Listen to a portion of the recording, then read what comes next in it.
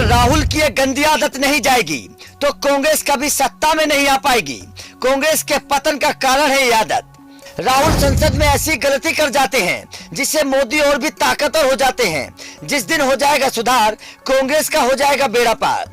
वो 3 तस्वीर जिसने लिख दी राहुल के भविष्य की तकदीर। राहुल ने अगर नहीं बदली ये आदत, कांग्रेस के लिए खड़ी हो जाएगी बड़ी आफत।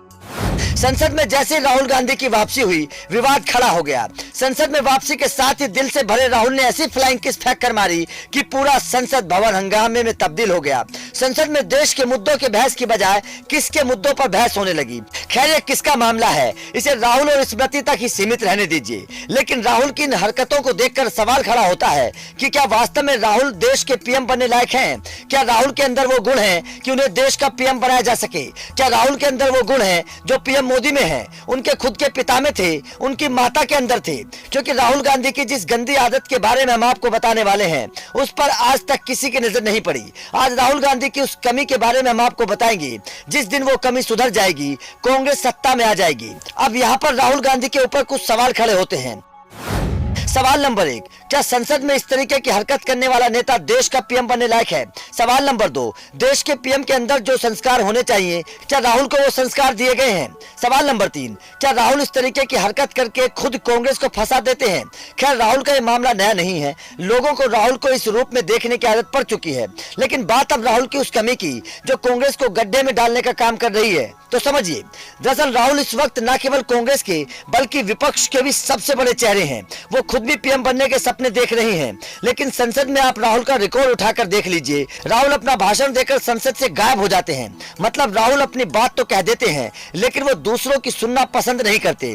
अब भी फ्लाइंग किस देकर राहुल संसद से गायब हो गए थे, जबकि बाकी देश के सभी बड़े नेता संसद में अपना भाषण देकर रुकते हैं, विपक्ष के जवाब को सुनते हैं, बहस में हिस्सा लेते हैं। जबकि राहुल के अंदर संसद की वो मर्यादा नजर नहीं आती।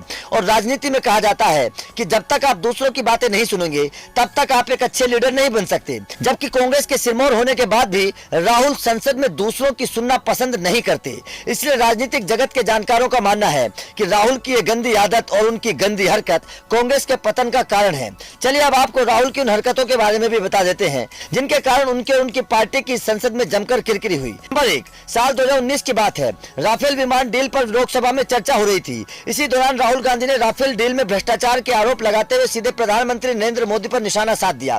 फिर चर्चा में राहुल गांधी ने तब की रक्षा मंत्री निर्मला सीतारमण से कुछ सवाल भी किए और अपने साथी नेताओं को आंख मारी। इसकी फोटो सोशल मीडिया पर खूब वायरल हुई। एक बार संसद में राहुल गांधी ने अचानक पीएम मोदी को गले लगा लिया।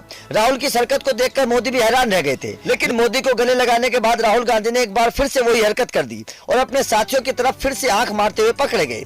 खैर, अब राहुल गांधी जैसे संसद में बहाली के बाद पहली बार बोलने आए तो फिर से वही हरकत कर दी और फ्लाइंग किस देकर बवाल मचा दिया। अब राहुल गांधी तो इस हरकत को कर संसद से चले गए, लेकिन स्मृति ईरानी ने इस मुद्दे पर राहुल गांधी और उनकी पार्टी को खूब खरी खोटी सुनाई।